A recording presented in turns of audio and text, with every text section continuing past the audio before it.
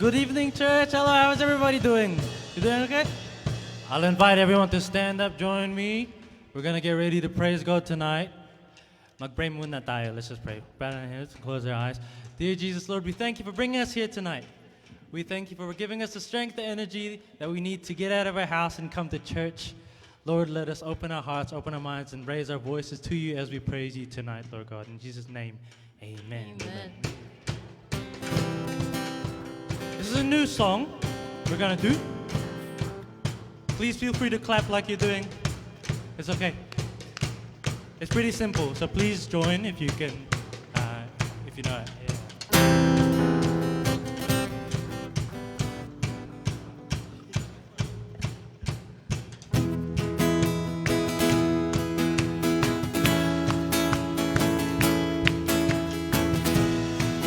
The theme for this month is renewing the mind.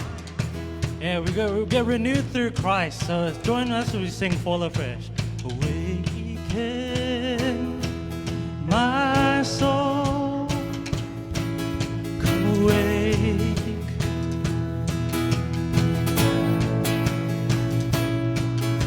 To hunger,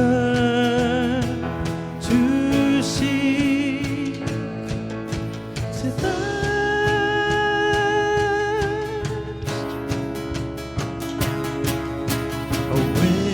awaken, first love, come away.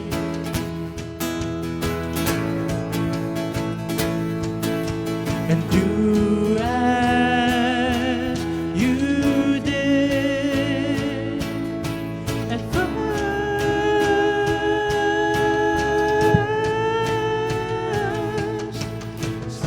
Spirit of the living God, come fall afresh on me. Come wake me from my sleep.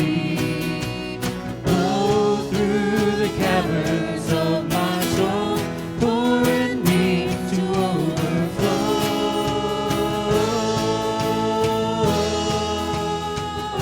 To overflow. Sing that again. Awaken my soul.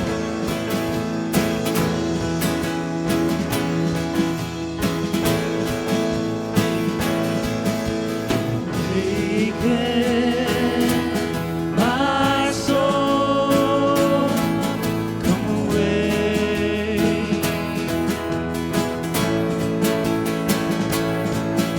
To hunger, to seek, to thirst.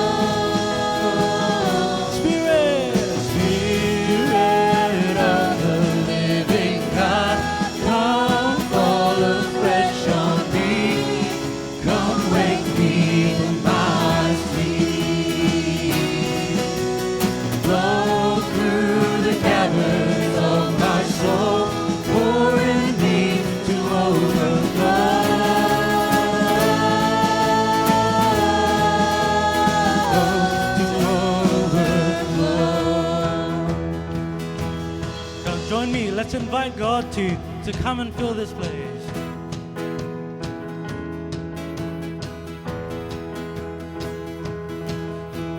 Come and fill this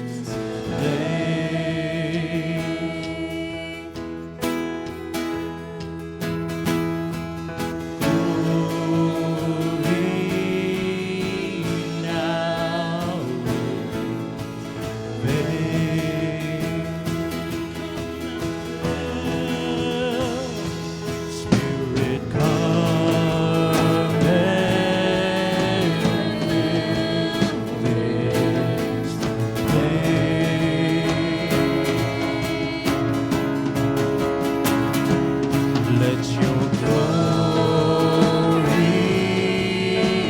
now invade.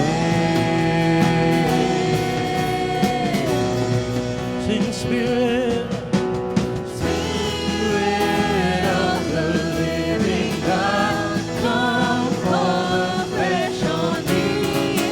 Come wake me from my sleep. Roll through the caverns of my soul, pour in me to overflow.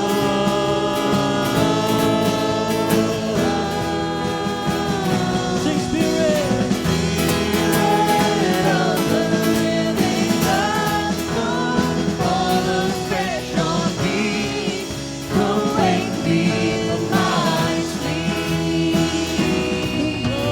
Through the caverns of my soul, pour in me to overflow.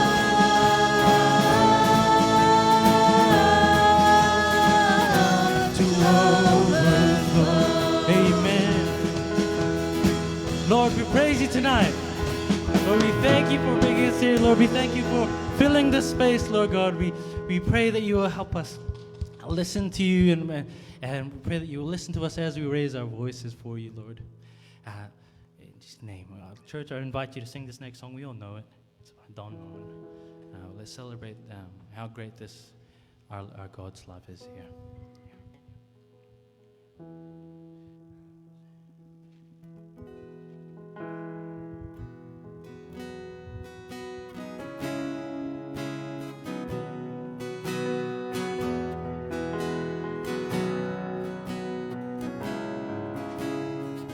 Sing.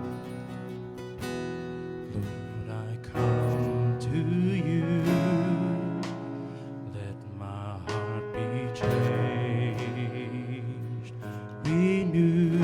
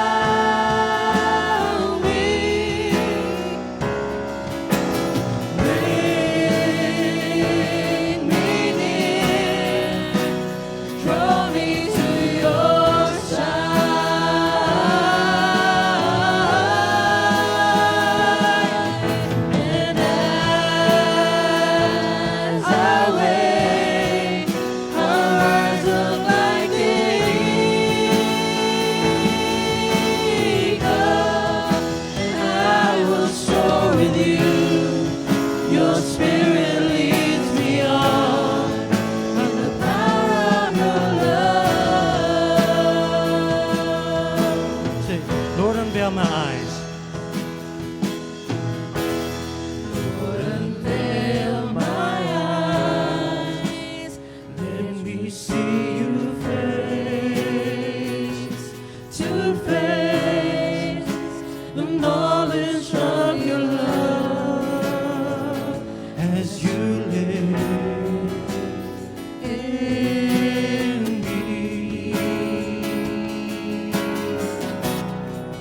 Lord, renew my mind. Lord, renew my mind as your will unfolds in my life, in living every day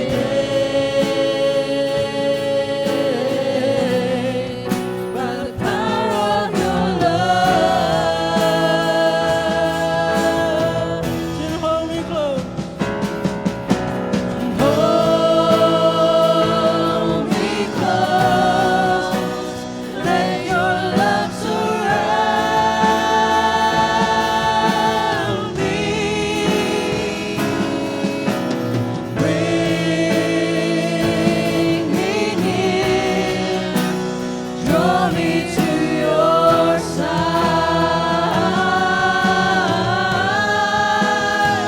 And as I wait, I'll rise up like an eagle, and I will soar with you. Your spirit leads me on in the power of your love. I will soar with you. Your spirit leads me on in the power of your love.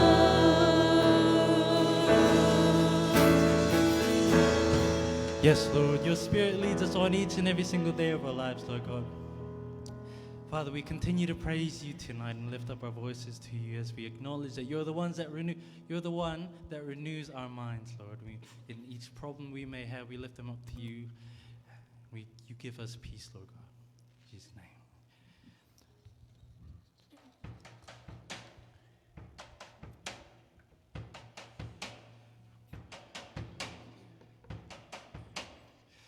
Church, I invite you to sing our next song here with us. It's glorious.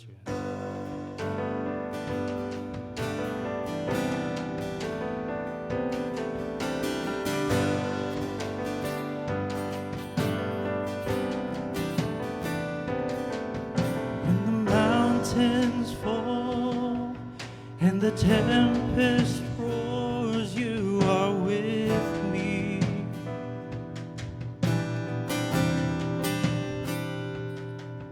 When creation falls, still my soul will soar on your mercy. And we walk through the fire. And I'll walk through the fire with my head lifted high and my spirit revived in your story. And I'll look to the cross as my failure is lost in the light of your glorious grace. Lift up your hands if you're comfortable. Let the ruins come to life in the beauty of your name. Rising up from the ashes, God, forever you reign. And my soul will find refuge in the shadow of your wings. I will love you forever, and forever I'll sing.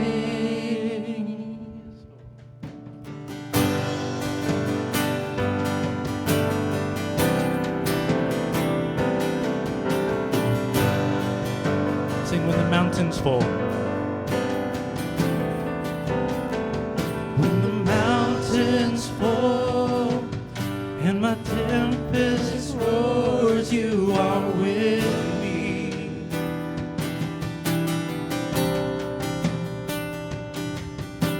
creation folds, still my soul will soar on your mercy.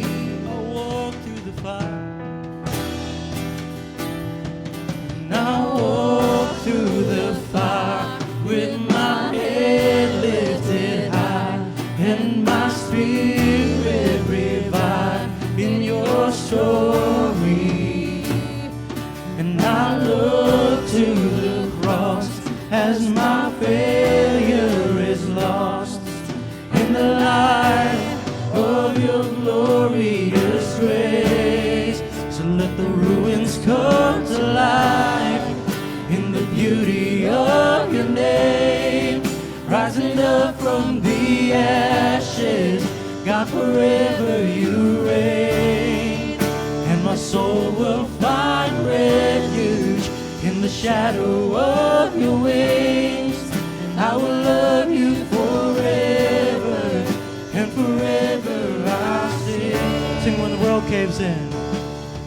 When the world caves in, still my hope will cling to your promise.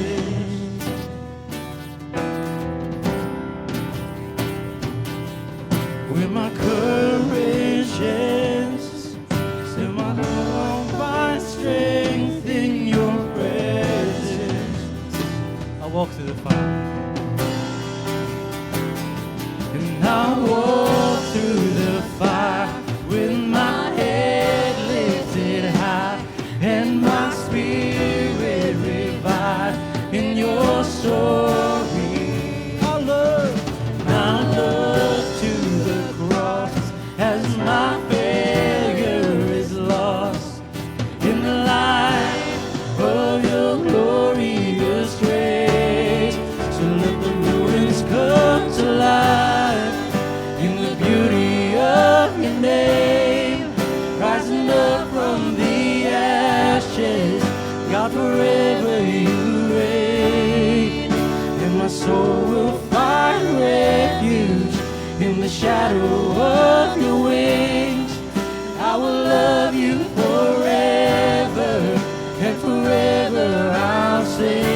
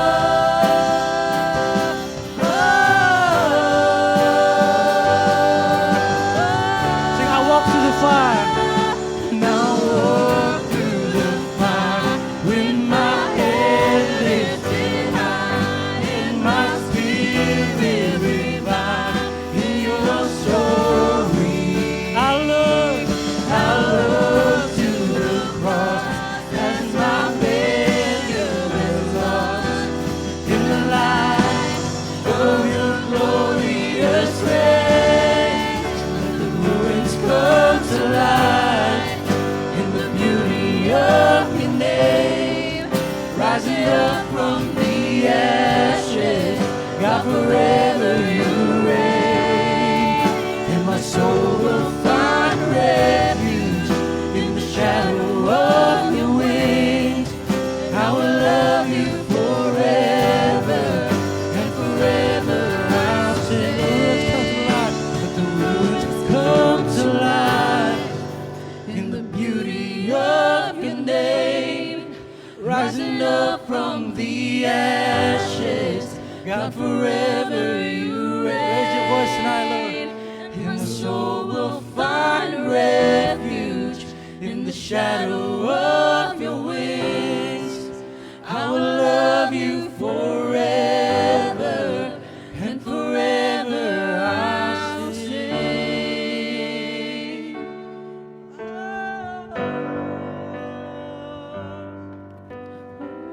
Praise God. Let's continue to worship our God. Ihanda po natin ang ating po mga sarili to partake the elements or the Lord's Supper tonight. At tinatawagan ko po si Kuya Jared. Tatayo po siya sa harapan mamaya. Sabay-sabay po tayo. Pupunta po tayo sa harapan. Kukuha po tayo ng isa sa bawat elements na sumisimbolo po ng body and the blood of Christ. Alam niyo po, sa ibang mga denomination po, meron pong pinagko-combine po nila yung teaching about the bread and the blood. Sinasabi po nilang this is the forgiveness of our sins. Alam niyo po, ang ating pong Panginoon, si Jesus po, did not give us that package as a whole, sapagkat each element po, mga kapatid, has its own function, mga kapatid. Meron po itong kanya-kanya pong function po, ang bread at ang juice po na ito, na sumisimbolo po ng blood at ng katawan po ng ating pong Panginoong Yesus. Alam niyo po, sabi po ng Word of God, on the night Jesus Christ was betrayed during the Passover, He took the bread, He broke it, and gave it to the disciples. Sabi po niya, take it, this is my body. And after a while, He took the cup, He gave it to them and said, this is my blood of the new covenant. This do as often as drink it in remembrance of me.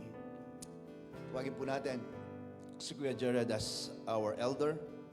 Sige po, gawin po natin as we come into the presence of God. Lapit po tayo isa-isa sa harapan and get one at magpasalamat po tayo sa Panginoon habang tayo po'y bumabalik po sa ating pong mga upuan. Hallelujah. Praise God. Let's continue to worship our God. Praise the Lord.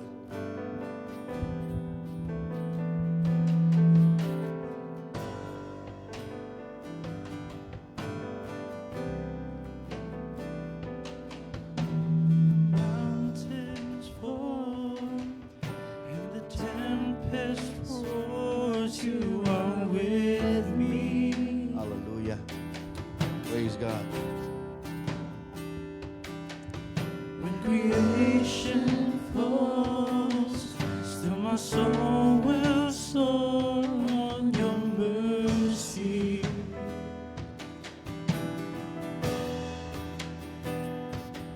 I'll walk through the fire with my head lifted high and my spirit revived in your story.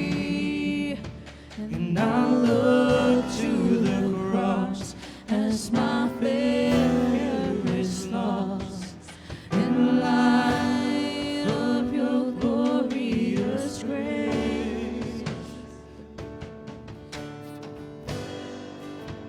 The Word of God says, two elements. Pero meron po itong kanya-kanya silang function. Marami pa din po ang hindi po naiintindihan maigi po, yun pong definition or kahulugan po, kahalagahan po ng elements po na ito. Hawakan po natin yung bread, yung tinapay. The bread po, ang tinapay po ay simbolo po ng katawan ng ating pong Panginoong Yesus. Binigay niyo po ito for our health and wholeness. Para po sa kagalingan ng lahat po ng atin pong mga karamdaman. Let's eat this bread. Pasalamatan po natin ang ating pong Panginoon.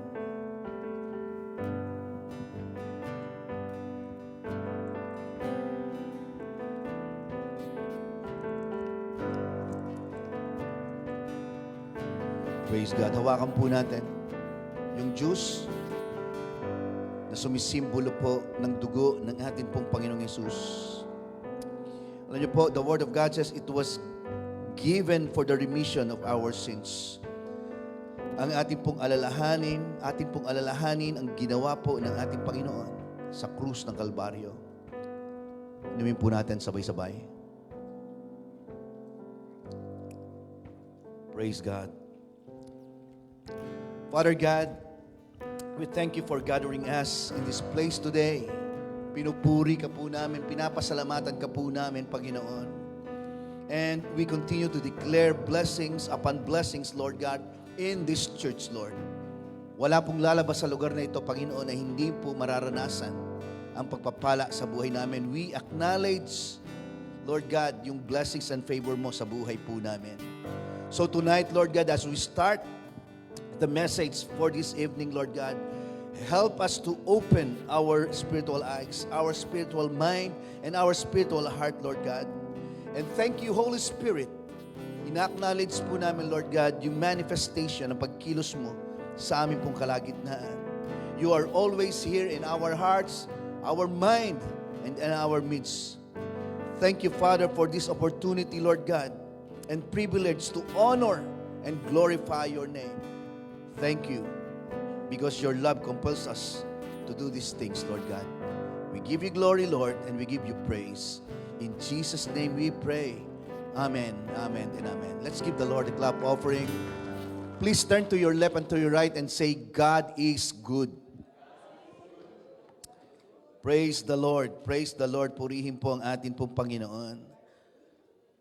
Totoo po yun. I hope na patuloy po na maranasan po natin yung manifestation po ng pagiging good ng atin pong Panginoon sa atin pong buhay. That's why, tonight, diba? Kung mapapansin po ninyo, according po doon sa mga songs, ang mga worship songs na inawit po natin, makikita po natin doon yung ang patungkol po sa renewed mind o pagre-renew po ng ating po mga kaisipan, especially po sa presensya ng ating pong Panginoon. Alam niyo po, I know some of us here ay napapagod po tayo sa maraming bagay. Hindi po ba? And I pray na hindi po kayo napapagod sa pagpunta po every time na may gawain po tayo sa Panginoon. Amen po ba? Okay, praise God. Alam niyo po, in our daily lives, mga kapatid, there are so many things or reasons that make our lives tiring. Nakakapagod po talaga. Sometimes, yung pagpunta po natin sa simbahan, yun po ang nagiging dahilan para mawala po yung atin pong pagod. Hindi po ba? Kasi dito po tayo kumukuha ng lakas mula sa Panginoon, sa pakikinig po ng Kanya pong salita, sa mga kapatidan po natin na every time nakikita po natin sila eye to eye, di ba? Nakikita po natin na yung parang nakakagaan po ng kalooban. Very tiring dahil araw-araw po, madalas po natin ginagawa yung mga bagay na sobrang nakakapagod po talaga sa atin pong buhay. Because of what we do repeatedly over and over again, lagi pong ganun ang system ng buhay po natin. But the Word of God says in Hebrews chapter 4, verse 11, okay? So pag-usapan po natin ngayon because ito pong month of July, ang theme po natin is all about renewed mind or renewing of the mind.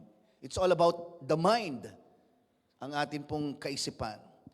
Let's read Hebrews chapter 4, verse 10 to 11. Sabi po ng Word of God, for he who has, sabing ganon, entered his rest, has himself also ceased from his works as God did from his. The Word discovers our condition. Tingnan po nito, verse 11, let us therefore be diligent to enter that rest, lest anyone fall according to the same example of disobedience. Praise God. In Tagalog, tingnan po natin. Meron po tayo? Okay, kung wala, sabi po ng Word of God, sabagkat ang sino man daw pong magkakamit ng kapahingahang mula sa Diyos ay makapagpapahinga rin sa mga gawain niya, tulad ng pamamahinga ng Diyos matapos niyang likhain ang lahat. Kaya sikapin nating makamit ang kapahingahang ito. Huwag nating tularan ang mga tao nung una na sumaway sa Diyos at baka hindi natin ito makamtan. Praise the Lord for the reading of His Word. Dito makikita po natin, kailangan daw po that your rest or our rest with God is our obedience to Him. Okay?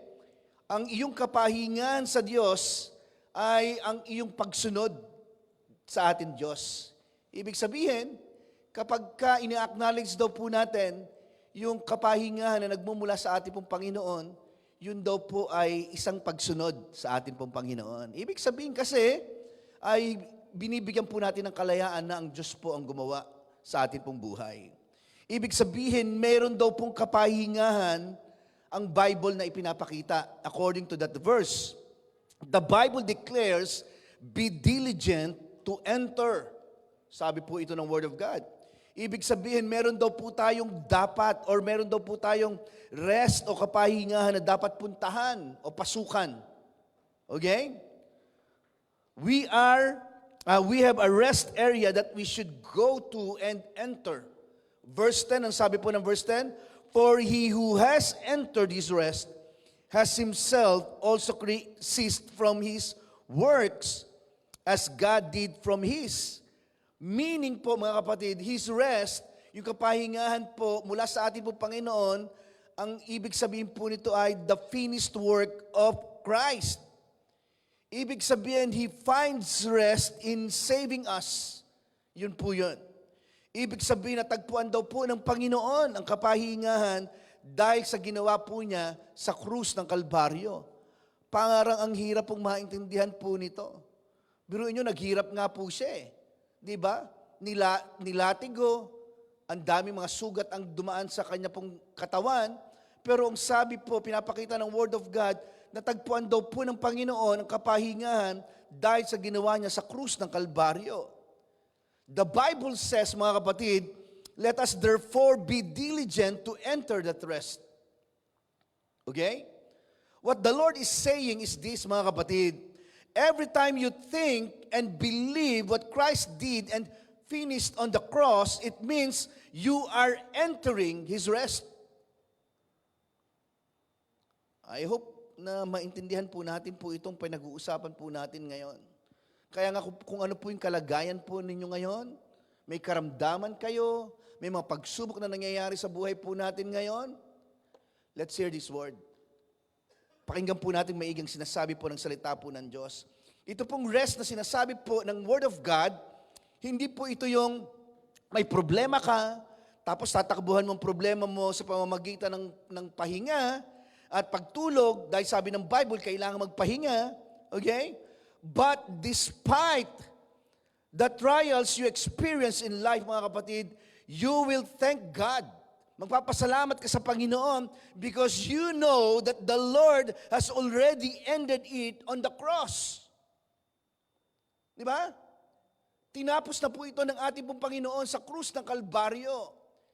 Sometimes hindi po natin maiintindihan po ito sa physical po nating kaisipan.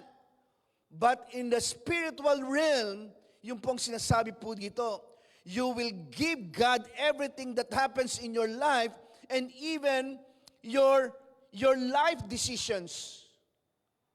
Gusto po ng Panginoon, maging yung mga desisyong ginagawa po natin sa ating pong buhay, ibibigay po natin po ito sa Kanya. Yung mga pagsubok na na-encounter po natin every day, in our lives, mga kapatid, ay ibibigay natin sa ating pong Panginoon. That's what we call rest. Kaya, sometimes, hindi po natin magkaroon ng kapahingahan sapagkat kinukuha po natin ang mga bagay na ito. Tayo ang gumagawa, tayo ang nagsumasagot sa mga desisyong ating pong iniisip at dinidesisyonan sa buhay. The very first thing, mga kapatid, or the very first area of our lives, mga kapatid, that His rest wants to enter into His finished work is in our mind. Okay? Because our mind, mga kapatid, is the first area of God wants to rest. Ang big battle daw po ng isang mananampalataya ay yung laman po ng ating pong kaisipan. Sa totoo lang. You know, mga kapatid, the very first time the Bible recorded that Jesus shed blood was on the Garden of Gethsemane. Dito daw po unang makikita, recorded in the Bible, na kung saan ay tumulo ang dugo sa ating pong Panginoon. Habang siya po ay nananalangin, ay tumulo daw po ang dugo ng Panginoon. Saan? From what? From in His? Hindi po natin alam? In His head. Okay. Yun daw po yun. Habang nananalangin ng Panginoon po sa Garden of Gethsemane, sa sobrang tindi po ng hirap na kanyang nararanasan, wala pa ha? Hindi pa siya umaabot po sa krus. Pero nararamdaman niya na matinding paghihirap. Because according to medical scholars, mga kapatid, on medical studies, pakinggan niyo po ito ha, maaaring narinig nyo na po ito. Kapag ang isang tao daw po ay nagpawis or sweat na may kasamang dugo, sila daw po ay under extreme stress. Let's say extreme stress. Ibig sabihin, kapag wala pang dugo na tumutulo sa ating pong mga ulo na kasama ng pawis natin, wala pa tayo, hindi pa tayo umaabot sa extreme stress. Okay? Ito po yung the veins, yung mga ugat in their heads are bursting. Pumuputok po yan. Okay? Dahil po sa sobrang pag-iisip. Di ba?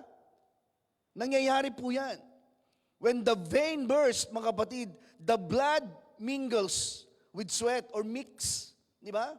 Mixes. And when it mixes or mingled with sweat, mga kapatid, it causes sweat that contains blood. Di ba? Naghahalo daw po yan. Sabi nga po sa YouTube nagmimekos-mekos. Di ba? Yung po yun, nagmimekos-mekos, nagmimix daw po yan, nagmimingle daw po ang sweat o yung pawis at dugo sa sobrang matinding pag-iisip po. Extreme stress po ang tawag po doon. Let's go back to Jesus. Ibig sabihin mga kapatid, the very first area kung saan yung blood po ng ating Panginoon nagmingle po sa sweat ay sa ulo po yan. That is the area of the mind. Andiyan pa po ba kayo? Okay? That is the area in the mind. Sa atin daw pong kaisipan po yan. Ibig sabihin mga kapatid, the Lord is telling us right now, I want this mind of yours entering my finished work. Yun ang nais daw po ng Panginoon. Na lagi tayong pumasok daw po doon po sa tinapos niyang gawa. Ibig sabihin, lagi po nating balikan, lagi po nating tingnan. Kapag sinabing finished work, mga kapatid, tinapos na ng Panginoon. Ibig sabihin, yung mga bagay na kung saan nararanasan po natin sa buhay, araw-araw, even especially negative things. Ibig sabihin, tinapos na po yan ng ating pong Panginoon. Amen. Okay?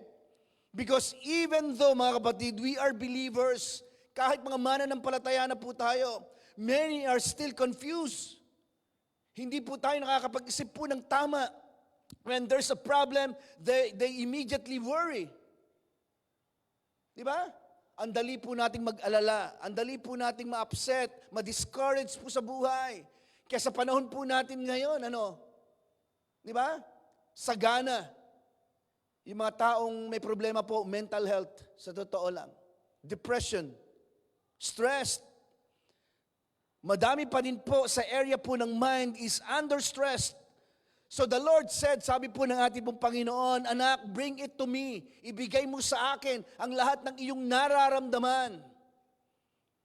Ibigay mo sa akin ang lahat ng iyong pinagdadaanan. Di ba? 3 John chapter 1 verse 2. Sabi po dito ni Apostle John, ang prayer po niya, sabi po niya, beloved, okay, mga minamahal, sabi niya, I pray that you may prosper in all things and be in health just as your soul prospers. Okay? Sabi po niya in Tagalog, mga minamahal, aking idinadalangin, or minamahal, aking dinadalangin, na sa lahat ng mga bagay ay guminhawa ka at bumuti ang iyong katawan na gaya ng pagginhawa ng iyong kaluluwa. Okay? We can read this, mga kapatid. Tingnan po nito ha. We can read in this that prosperity and victorious living, mga kapatid, is connected to the state of your soul. Kaya lang, maraming mga Christians, hindi po naintindihan ito. Sometimes yung soul and spirit, na pagsasama po natin yan. Magkaiba po yan. Sa totoo lang. When we say soul, tinan po natin yung ating pong screen. Next. When we say soul, mga kapatid, it means, yan po yung ating mind, will, and emotion. That's not our spirit. Okay? When we say soul, this is our mind, will, and emotion. Kaya sabi po, Beloved, sabi ni John, I pray that you may prosper in all things. Biruin po ninyo, yun ang panalangin po niya. Dinadalangin na sa lahat ng mga bagay ay guminhawa at bumuti ang iyong katawan na gaya ng pagginhawa ng iyong kaluluwa. In all things and be in health just as your soul prospers. Sino po ang may gusto po nito? Just say amen. Praise God. God knows this, mga kapatid. Alam po ito ng Panginoon, which is why He sent His Son to redeem us from mental struggles. Diba? Napapanahon po ito. Itong mga bagay na pinag-uusapan po natin po ngayon, especially po sa mga magulang na naandi dito po, ngayon pong gabi pong ito. Diba? Kayo ang maraming iniisip. Diba? Mga gastusin, diba?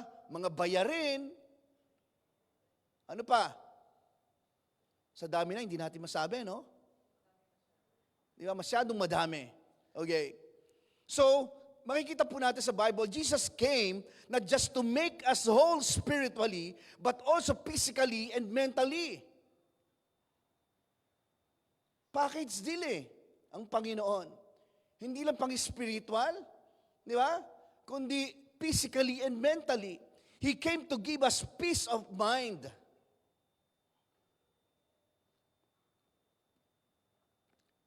Marahil may mga bagay pong nangyayari po sa part ng family po natin na kung minsan ang hirap pong isipin. Kaya ang ginagawa na lang po natin ay binibigay na lang po natin sa atin pong Panginoon. Di ba? In fact, mga kapatid, the very place that He was crucified is called Golgotha. Let's say Golgotha. Golgotha means place of skulls. In Tagalog, mga kapatid, ito ay lugar ng mga bungo.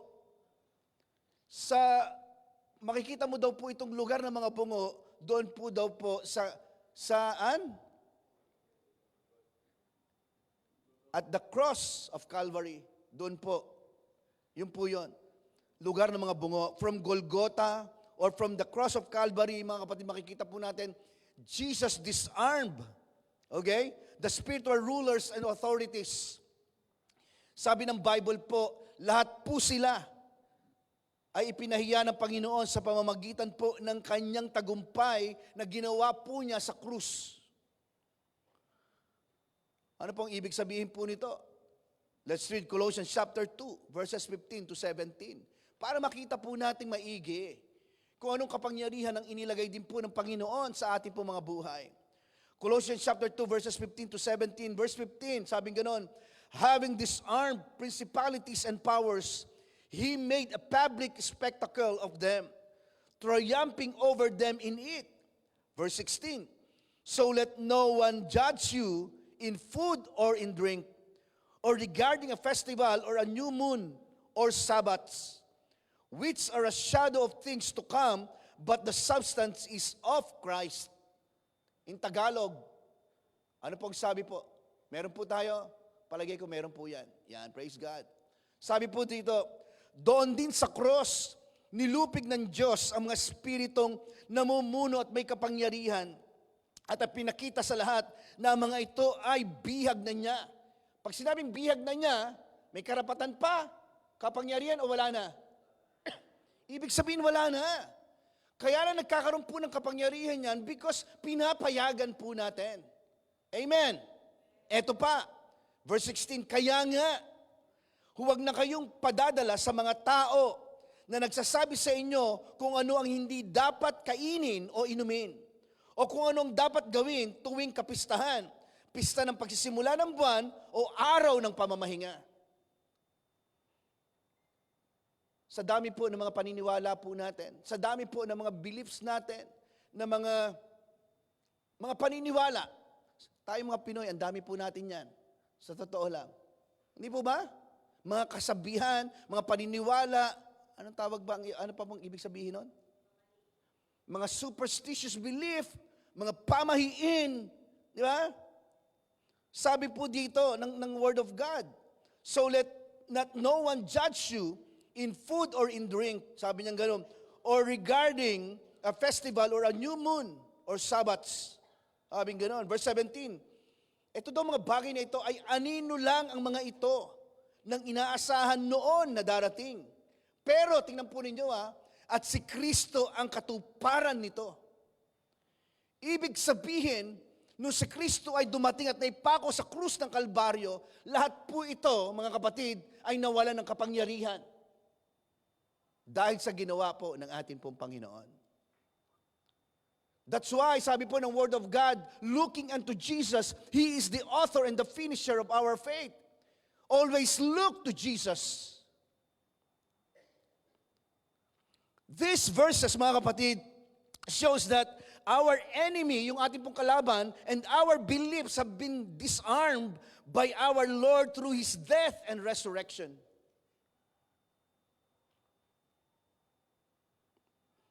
Nagpapatunay lang po ng atin pong kaaway, maging ang lahat ng anumang ating pinaniniwalaan na hindi umaayon po sa Word of God, ay tinanggalan po ng kapangyarihan ng atin pong Panginoon. Hallelujah. Nung siya po ay mamatay at muling nabuhay, ibig sabihin, mga kapatid, ang ating pong kalaban, he has no power to harm us. Wala po siyang kapangyarihan kung hindi po natin siya bibigyan ng karapatan. Hindi po ba? So, ibig sabihin, uulitin ko po, nagkakaroon lang po ito ng kapangyarihan sa atin kapag hanggang ngayon po ay pinapaniwalaan pa rin po natin yung mga gawa ng kaaway sa atin po mga buhay. The only weapon, mga kapatid, that he has against you now, is yung word po na deception. Let's say deception. Kaya nga mahalaga po palagi na nagbabasa po tayo ng Word of God para hindi po tayo nadadaya. That is what gives our enemy the power to deceive us, mga kapatid. When you always accept all his lies in your life. Ang tanong, ano po bang dapat po natin gawin kapag naglalagay po ang atin pong kaaway ng masasamang bagay sa atin pong mga kaisipan? Di ba? Kasi mga kapatid, kung ano po yung mga bagay na nakikita po natin, pumapasok po yan sa ating isipan. Nagre-rehistro po yan. Di ba? Kaya dyan po pumapasok po yung tinatawag po nating good marites and bad marites. Okay, 2 Corinthians chapter 10, verse 4 to 5. What should we do, mga kapatid, when our enemy puts bad things in our minds? Ano po ang dapat po natin gawin? Sabi po ng Word of God, 2 Corinthians 10, 4, 5. Sabi po dito, verse 4. Ano pong sabi? Verse 4. For the weapons of our warfare are not carnal, but mighty in God for pulling down strongholds. And verse 5, sabi po dito, casting down arguments and every high thing, sabi niya ganoon, that exalts itself against the knowledge of God, bringing every thought into captivity to the obedience of Christ. Okay? Sabi po in Tagalog, sa halip daw po, ang kapangyarihan ng Diyos ay aming armas, sabi po ng Word of God. Iyon ang aming ginagamit na panlaban sa mga maling pangangatwiran ng mga taong mapagmataas at ayaw maniwala sa turo ng Diyos. Sabi ng Word of God, sinisira namin ang kanilang maling pangangatwiran na tulad ng matibay na pader na humahad lang sa kanila na makilala ang Diyos. Kinukumbinsi namin silang sundin ang mga utos ni Kristo.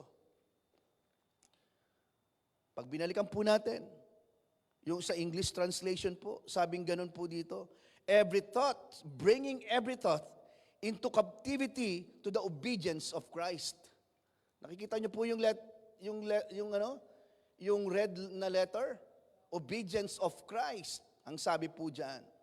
Notice that verse, mga kapatid. This verse don't say, mga kapatid, that to bring your thoughts into obedience to Christ.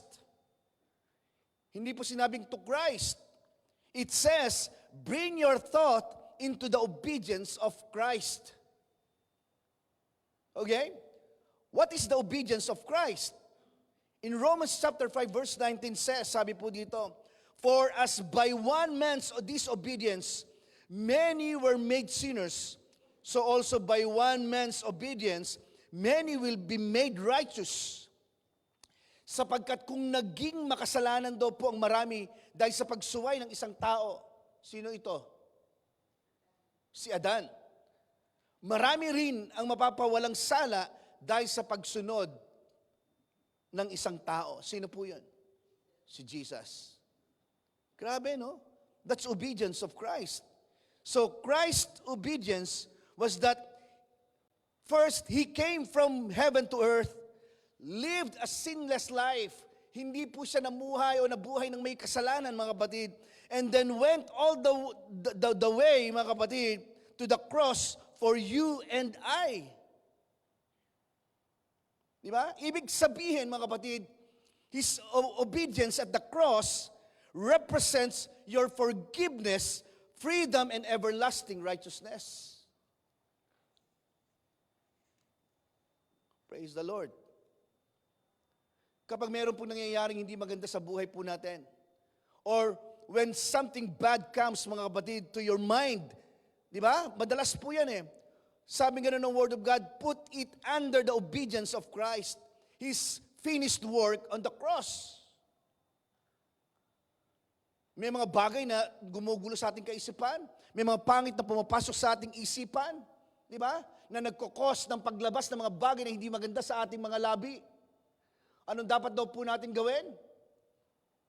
Sabi nga ng put it under the obedience of Christ. Ibig sabihin, bumalik ka. Tingnan mo muli ang ginawa ng ating pong Panginoong Yesus. Di ba? Ilagay mo sa kanyang paanan yung mga bagay na naiisip mong hindi maganda. So when you always remind yourself of this, mga kapatid, you will find that you are thinking right. And when you think right, you are destined to win in life. Kapag tama po ang ating kaisipan, kapag tama ang pag-intindi po natin sa salita po ng ating pong Diyos, ibig sabihin, pwede palang hindi ka magkamali. Pwede maging tama po ang ating pong mga desisyon sa buhay. Kapag ganun lagi ang ating pong iniisip, our perspective on life, mga kapatid, will always change. Laging mababago ang laman po ng ating pong kaisipan. Di ba? Mababagong palagi ang ating isipan. May iiwasan po natin palagi ang laging makipagtalo po sa mga simpleng bagay. Di ba? Kasi nga tayo po mga Kristiyano sa dami po natin, iba-iba po tayo ng ating pananaw. Iba-iba po tayo ng ating kaisipan. Ang nakakalungkot lang, sa totoo lang, kung minsan, marami po mga Kristiyano sa panahon po natin ngayon, ay wala na rin pong pinagkaiba sa hindi mga mananampalataya. Amen. Hindi po ba? Kahit sa mga discussion and even argument, madalas hindi po tayo nagpapatalo. Madami po tayong mga side comment. Gusto natin laging tayo po ang tama. Ayaw po natin magpatalo dahil feeling natin, basta tama ako, yun ang gusto ko. Kapatid, the Word of God says, remind yourself that because of the price that Jesus, He paid your right standing before God is done. Kaya nga tayo naging righteous Hindi dahil sa ating mga gawa. Naging righteous tayo, sabi ng Word of God, you are the righteousness of God in Christ Jesus. Dahil kay Kristo Jesus. Di ba? Tinanggap mo si Kristo sa buhay mo bilang Panginoon tagapagligtas ng iyong buhay. And now what? Ano ngayon? Dapat lagi may tanong na ganoon. Pastor, tinanggap ko na po ang Panginoon sa buhay ko. I received the Lord Jesus Christ in my heart and in my mind. Siya na po ngayon ang Panginoon tagapagligtas ng buhay ko. Ang tanong, ano ngayon? Kung tinanggap mo na ang Panginoon sa buhay mo as your personal Lord and Savior. Di ba? If Christ came, mga kapatid, to give life more abundantly, bakit parang kung minsan wala pong nangyayaring maganda sa ating pong mga buhay? Okay? Why does it seem like nothing good is happening in your life? Why? Colossians chapter 3 verse 2. Ano pong sabi po ng salita po ng Diyos? Dito po ako magtatapos. Sabi ng Word of God, set your mind on things above, not on things on earth. Amen po ba? Colossians chapter 3, verse 2, tells us, mga kapatid, to look up and be alert to what's going on around Christ. Lagi po nating tingnan yung mga bagay na tinapos at ginawa na po ng Panginoon para po sa ating lahat. Pwede po bang palakpakan po natin ang Panginoon? Praise God. Praise God. Di ba? Sapagkat napakadali pong i-absorb yung mga bagay po na atin pong nakikita, nababasa at naririnig po sa atin pong paligid araw-araw. Di ba? Or it's very easy to absorb the things we see, we read, and hear around. Di ba? Around us every day. Araw-araw. Why? Because that's what we always want to see and hear. Kasi yun po ang lagi po nating gustong pakinggan at makita. Kasi masaya yun eh. Di ba ba? Gusto ko yun. Pero kapag pinag-uusapan na po ang ating buhay na mula sa salita po ng ating pong Panginoon, sometimes ini-ignore po natin po ito. Sometimes meron po tayong mga sarili pong mga kasabihan na hindi po according to the Word of God. Yun po yun. Tingnan po ninyo ito ha mga kapatid. We need only one thing na laging sinasabi po ng Bible and even Apostle Paul. Ang sabi po lagi ni Paul at ng Bible, to look to Jesus and begin to see life from His perspective. Yun po palagi. Ang lagi po nating ilagay sa ating pong kaisipan. Yung pananaw po ng ating pong Diyos. Sapagkat sabi ng salita ng Diyos, yung mga bagay na kaisipan ng Panginoon, hindi po natin kaisipan eh. Yung kaisipan po natin, hindi po yun ang kaisipan ng ating pong Panginoon.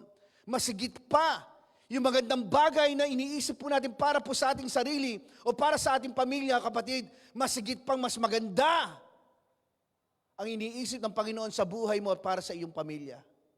Amen. So tonight, mga kapatid, ang tanong po sa atin pong lahat, bago po tayo manalangin, do you have a difficult decision you need to make? May mga bagay pong ba tayong dinidesisyonan o gustong desisyonan sa buhay na ito? Okay? Na napakahirap gawin. Are there things in your life you want to change? May mga bagay po ba sa buhay po natin na gusto po nating mabago? Tonight, it doesn't matter mga kapatid kung ano man po ang pinagdadaanan po natin sa buhay. Okay? I believe every detail of your life is important to God. Mahalaga po ito sa ating po Panginoon because you are important to Him. Hallelujah. Tayo pong lahat ay yumuko. Let's bow our head. Hallelujah. Let's close our eyes. Sige po. Lapit po tayo sa Panginoon.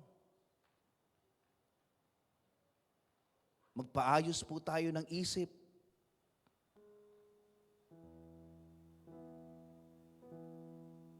Let's talk to God. Sabihin po natin sa Panginoon, Lord, renew my mind, Lord God. Iayos mo po, Panginoon, ang aking pong kaisipan. Patungo sa magandang nais mo para po sa amin. Come on, church, let's lift to the Lord. Let's lift up to the Lord yung ating pong mga pamilya. Let's lift up to the Lord yung ating pong mga trabaho. Itaas po natin sa ating Panginoon yung ating pong mga asawa. Itaas po natin sa Panginoon yung ating pong mga anak. Yung mga nararamdaman po natin.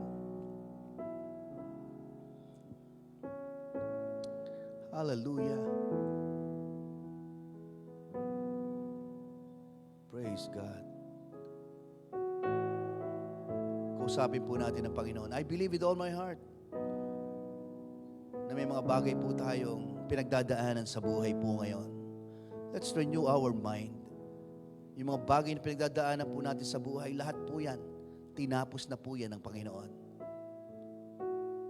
Let's acknowledge the power of the cross. Let's acknowledge the presence of God na manghari sa mga pinagdadaanan po natin sa buhay. Come on, church. Maybe some of us here, may mga part ng family po natin sa Pilipinas na dumadaan din po sa mga pagsubok ng kanila pong buhay at affected po tayo. Alam ko po yun. At yun po ang pinakikita ng Panginoon po sa atin ngayon pong gabi pong ito. Itaas po natin po sila sa Panginoon. Yung atin pong mga galit sa ating pong mga puso at isipan, let's surrender it. Surrender po natin to sa ating Panginoon. Yung mga inis po natin, yung mga asar po natin, surrender po natin lahat ito sa Panginoon. Sige po. Let's all stand. Tumayo po tayong lahat. Sige po.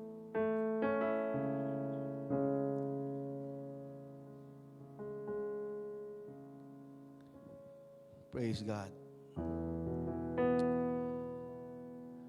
Habang ang worship team po natin ay nagmi-minister po para po sa atin pong lahat. Habang inaawit po nila yung awit po na ito na kung saan ay nagpapagaan po ng atin pong kalooban. Nais ko po mag-minister po sa inyo kasama po ng music team. Hallelujah. Maybe some of us here, may mga pinagdadaanan po tayo sa buhay. Lahat po ng mga bagay na nabanggit ko po kanina. Sabi ko nga po, tanong po natin, do you have a difficult decision? Meron bang napakahirap na bagay na gusto mong desisyonan? O nahihirapan ang desisyonan sa buhay mo? Maybe it's about ito ay patungkol sa family, sa trabaho mo, o sa trabahong papasukan mo. Kapatid, just come and I will pray for you. Gusto ko po ipanalangin po kayo. Meron po ba? Lapit po kayo. May mga bagay po kayong nararamdaman na kung saan alam mo ang Panginoon lang makaka-resolve ng lahat ng pinagdadaanan mo sa buhay. Just come and I will pray for you. Pinagdadaanan ng family po ninyo, just come and I will pray for you. Lapit lang po tayo sa harapan. Come. Come on, church. Sige po. Mga bagay na gusto mong itaas sa Panginoon. Mga bagay na nahihirapan ka pero hindi mo alam kung paano. But I believe with all my heart that the Lord is here. He just want to minister to you, Lord, mga kapatid. Holy Spirit, manifest in this place, Lord God. Dalangin po namin, Panginoon, banal na Espiritu, patuloy kang kumilos sa aming po mga puso at sa aming po mga buhay. We lift up to you, Lord God, our families, Lord.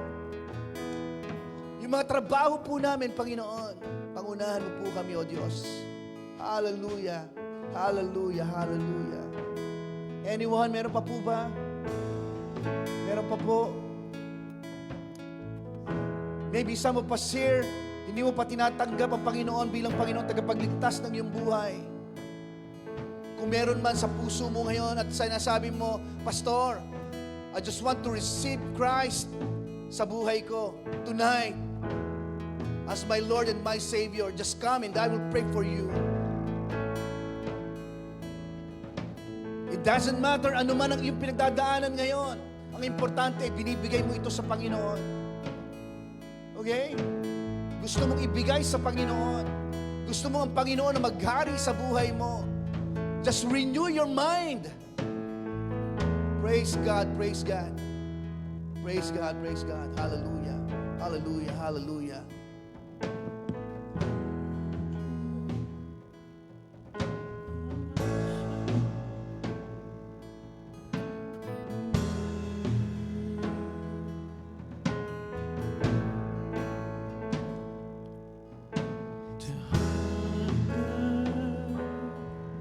To seek, to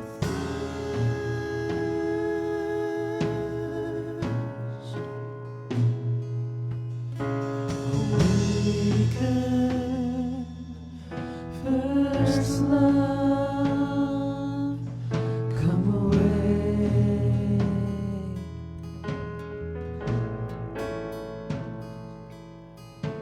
and do as you did at first.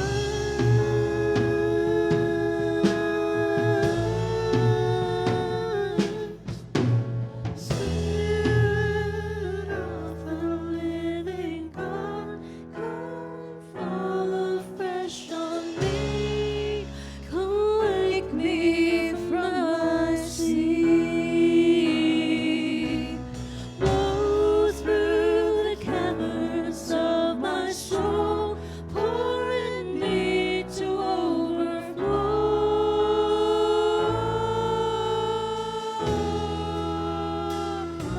to overflow.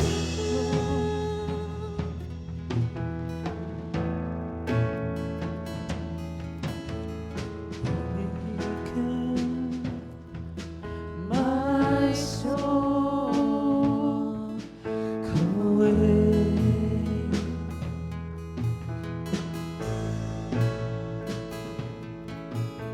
to hunger, to seek, to thirst.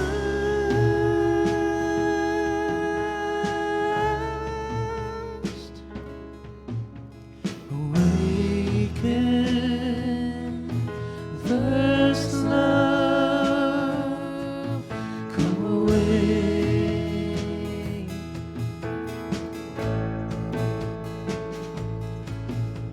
and do as you did at first.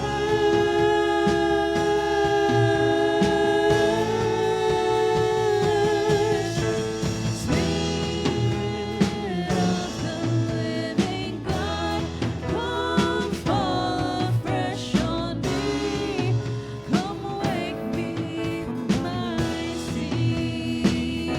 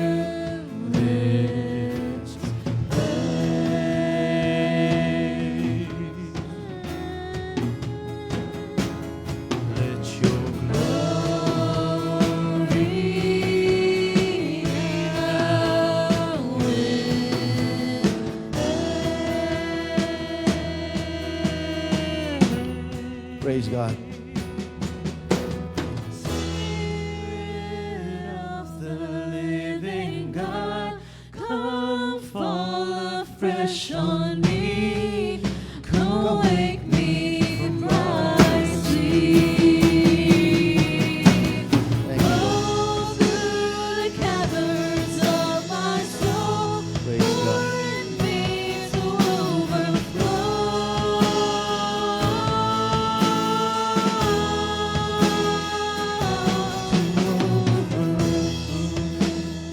Father God, thank you for your goodness and mercy. Lord, we want to submit and surrender our lives. Kasama ng mga kapatid ko po dito. Lahat po kami completely, Lord God, in every area of our lives, Lord God. Even yung mga pumapasok sa aming po kaisipan, sa aming mga puso, Panginoon. Sinosurrender po namin, sinasubmit. We want to submit and surrender our lives completely, Lord God, in every area of our lives to you. Sa iyo lang, Panginoon. Salamat po, O Diyos. Naniniwala kami, O Diyos, that your will for us is always our best, Lord. Salamat po, Panginoon. Thank you for the spirit of submission and obedience, Lord. Not the spirit of rebellion or pride, but a soft, sensitive heart that is willing to do your will. Lord, yung to do your will nga, Panginoon, yung pagbigay lang namin ng aming po mga panalangin, ng aming po mga kabigatan sa buhay. Ito po ay pagsasabi po o pagpapakita ng obedience, Lord God, at pananampalataya sa iyong harapan. Thank you, God. Salamat po, Diyos. We give you glory. We give you praise in Jesus' name. Amen, amen, and amen. Palakpakan po natin ang ating Panginoon. Hallelujah. Sige po. For the last time, awitin po natin yung awit po na ito. Praise God. Bilang panalangin, Spirit of the living God. Spirit of the living God, Sige, prayerfully. come fall afresh on me. Come wake me from my sleep. Go through the caverns of my soul, pour in me to overflow.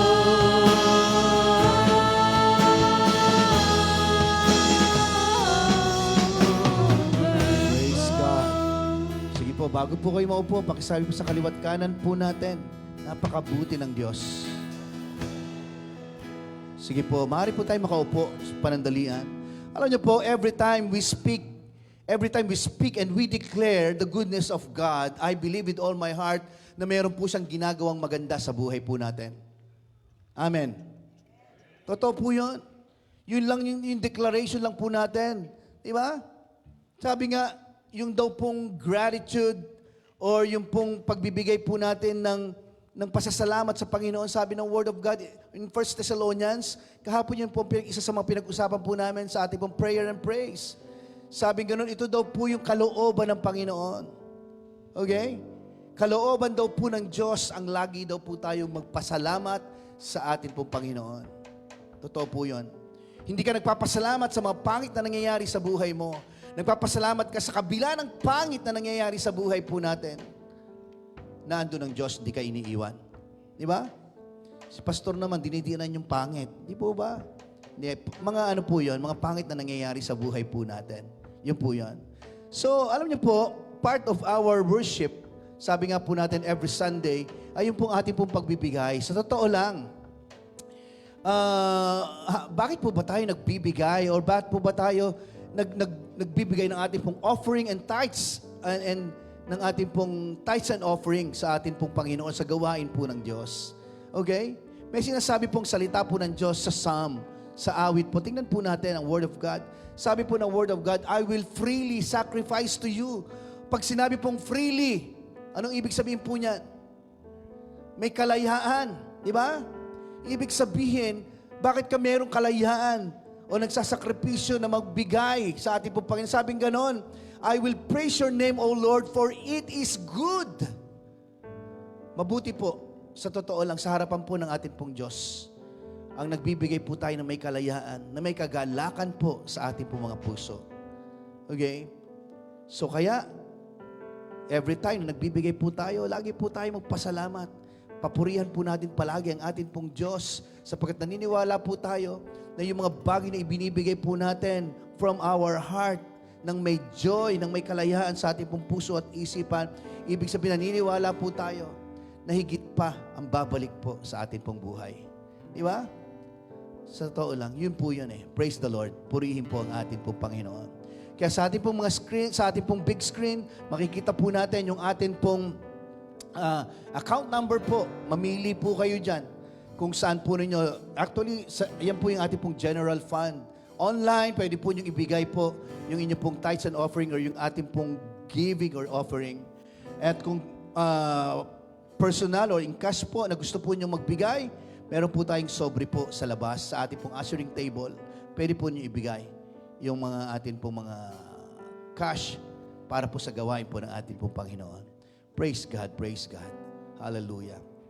By the way, gusto ko lang pong i-share po ito po sa inyo. Kahapon po, ay pinag-usapan din po sa ating pong prayer and praise yung ating pong with the collaboration po ng C7 ng ating pong Connect 7. Ano po ito? Para po sa inyong kaalman, mga kapatid, for your information po, ang ating pong church ay meron pong tinatawag po na intentional discipleship.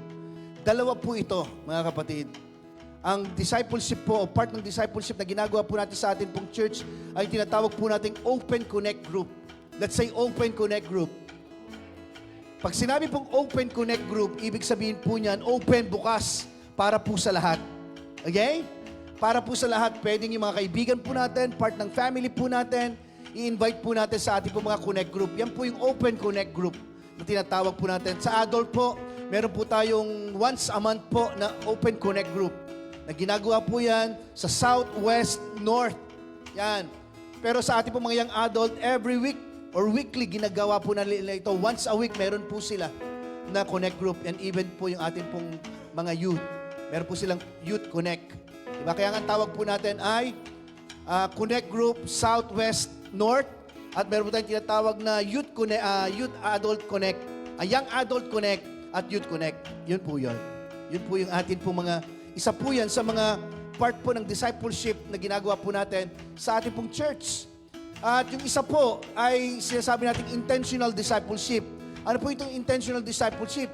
Pag sinabing intentional discipleship, ibig sabihin po niyan, mga kapatid, ay gusto po natin na tutukan maigi. Ibig sabihin, intention. Diba? Pag sinabing intentional, ano po ba sa Tagalog ng intentional? Intensyon. Ibig sabihin parang, so yun po yun. Okay? So yun po yung gusto po natin na mailagay po ang mga kapatidan po natin sa tamang kaparaanan po ng kanila pong spiritual na buhay. So yung pong mandate po natin, ang tawag po natin sa intentional discipleship po natin ay C7 or Connect of 7. Ibig sabihin, kung hindi mo pa gusto mag-lead po ng Connect 7, ng C7, pwede magpa-under po muna tayo. Ito po ay grupo po ito. Ito po ay pinamumunuan po ng isa pong tao, o tawag po sa kanya ay mentor, na kung saan ibubuo po siya ng kanya pong member ng hanggang 7 po na tao. Okay? Ang gagawin po niya ay tuturuan o tutulungan po, i-guide po sila sa mga bagay na nais po ng Panginoon para po sa kanila pong spiritual journey na dinadaanan po nila. Yun po yun. Kung hindi pa po natin kaya po mag-lead, okay lang po. Magpa-under po tayo sa ating pong Connect 7. Some of us here, they will approach you. Okay? Na, Sis, Brad, pwede bang maisama kita sa aking Connect 7? Ito po ay flexible po ang time po nito. Depende po sa oras po ninyo. Okay? At ito po ay para po sa, yung Connect 7 po ay, samahan po ito ng parang according to your gender. Babae-babae, lalaki-lalaki po ito. Okay? Bakit ganon? Kasi po may mga usapan ng mga kababaihan na kung minsan ay hindi po natin alam. Tayo din po mga lalaki. Di ba hanggat maaari parang ayaw natin mabanggit po sa ibang mga kababaihan. Ibig sabihin, ito po yung accountability group mo. Okay? Mentoring, discipleship group. Yan po yun. at patuloy po natin ipanalangin po ito sa Panginoon. Na patuloy po na maging bahagi po tayo ng atin pong discipleship process na ginagawa po sa atin pong church. Ano po yung una? Ano po yung una? Dalawa po yung sabi po natin. Ano po yung discipleship process natin? Number 1, open connect group. And number 2, connect of 7 or intentional discipleship. Yun po yung connect 7 po natin. C7. In short, yun po yun. Okay. So bago po tayo magtapos, ay patuloy po natin papurihan ang ating pong Panginoon. Let's continue to praise our God sa gabi po ito. Let's all stand. Come on.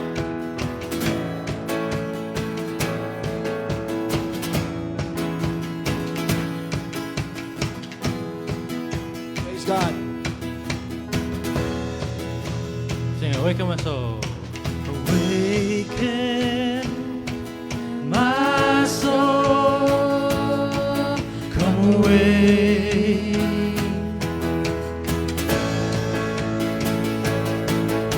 To hunger, to see, to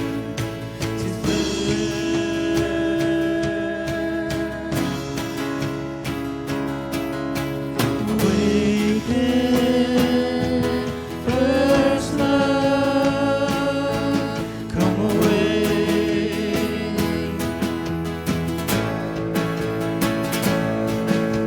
And do as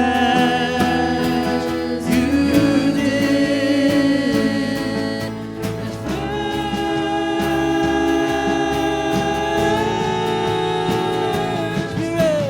Spirit of the living God, come fall afresh on me. Come wake me from my sleep. Go through the caverns of my soul, pour in me to overflow.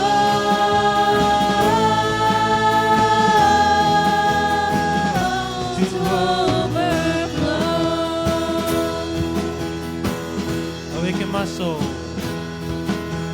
Awaken my soul. Come away.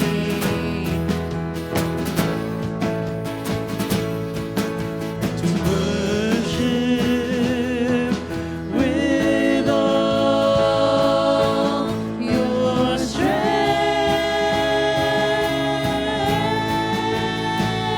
Yeah. Spirit of the living God, come fall afresh on me. Come wake me from my sleep. Go through the caverns of my soul, pour in me to overflow.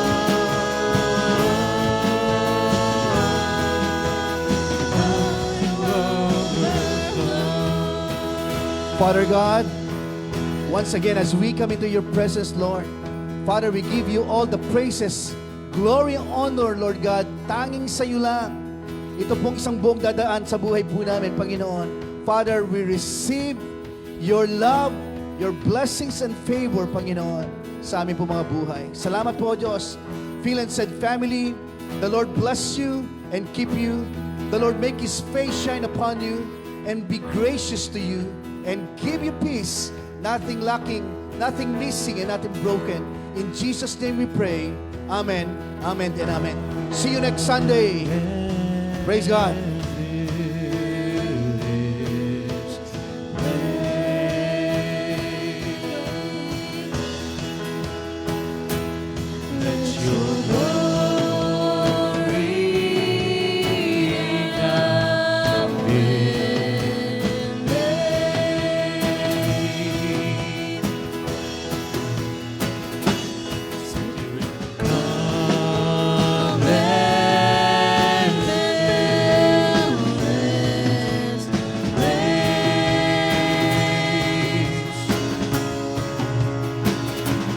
Let your glory now reign.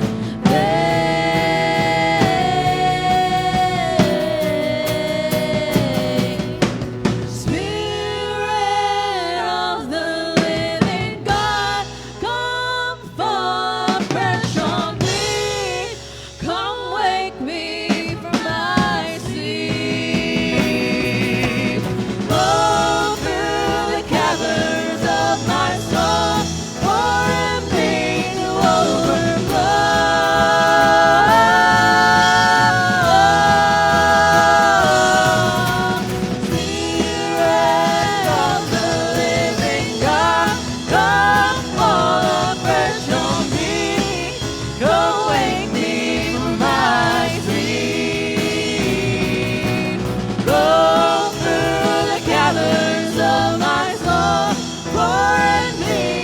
oh,